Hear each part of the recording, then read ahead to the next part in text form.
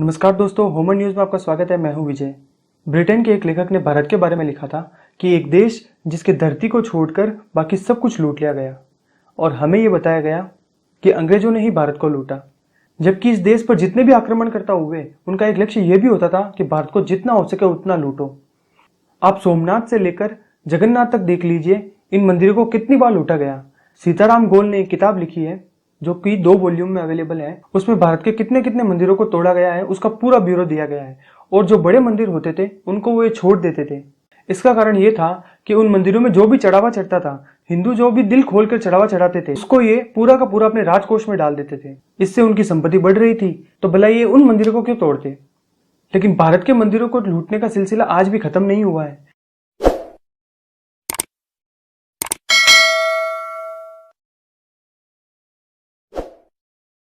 तो ये लूटने का जो सिलसिला है वो अभी बंद नहीं हुआ है। आजादी के बाद हिंदू पंथ को छोड़कर जितने भी पंथ हैं, उन्हें अपने धार्मिक स्थानों पर चढ़ावे के रूप में आने वाली जितनी भी संपत्ति है, उसको मनचाहे तरीके से उपयोग में लेने की स्वतंत्रता दी गई।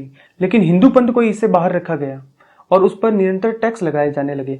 चाहे आप किसी भी सरकार को ले लीजिए, चाहे वो बीजेपी हो, कांग्रेस हो, वामपंथी हो, जितनी भी सरकारें हैं, उन सभी की नजर कहीं ना कहीं हिंदुओं के मंदिरों पर रही है।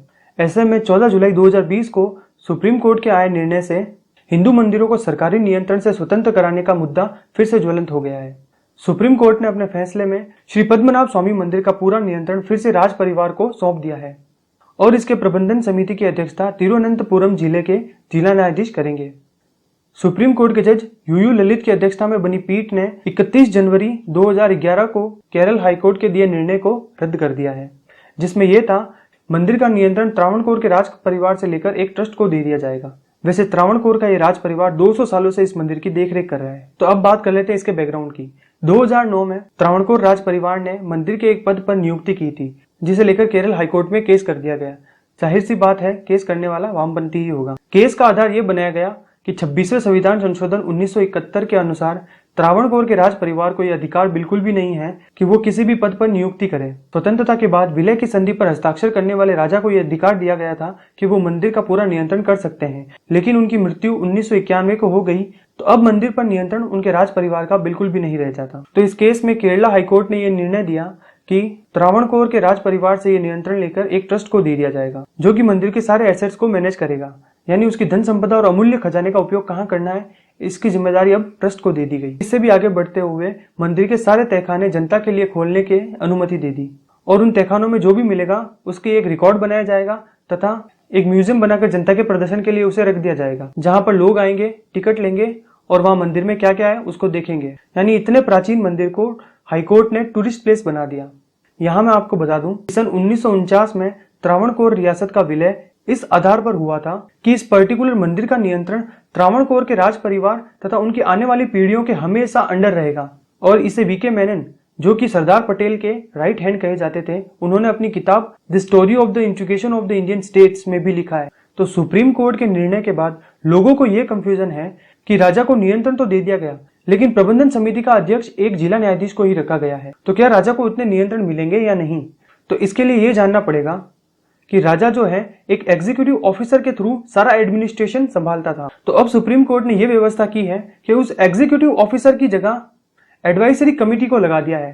यानी अब एडवाइजरी कमेटी ने एग्जीक्यूटिव ऑफिसर का पूरा काम ले लिया है और एडवाइजरी कमेटी में 3 मेंबर हैं और उसके अंडर में है 5 मेंबर वाली एडमिनिस्ट्रेटिव कमेटी या मैनेजमेंट कमेटी। लेकिन फिर भी अगर कुछ लोग ये सोचते हैं कि नहीं, अगर इन लोगों ने गुट बना लिया, यानी कि ग्रुपिंग कर ली इन लोगों ने और ये राजा के खिलाफ चले गए और मंदिर की आस्था के विरुद्ध कुछ करने लग जाते हैं, तो मैं उनको बता देना चाहता हूं, वो लोग वापस सुप्रीम कोर्ट के पास जाकर इस व्यवस्था को बदलने की भी अपील कर सकते हैं और सुप्रीम कोर्ट इस पर यथोचित कदम उठाएगी। तो ये पूरा केस था पद्मनाभ स्वामी मंदिर का।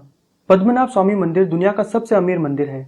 इसकी संपत्ति 1,32,000 करोड़ रुपए तक है और अगर पुरातात्विक महत्व भी देखा जाए तो इसकी संपत्ति 5 लाख करोड़ तक पहुंच सकती है। इतना पाकिस्तान का फॉरेन रिजर्व भी नहीं है। अंत में मैं ये कहना चाहूंगा कि मार्तंडेय वर्मा ने जो त्रावणकोर का राज्य बनाया था, आसपास के सारे राज्यों को जीत के बाद उन्होंने पूरा राज्य भगवान पद्मनाभ को समर्पित कर दिया।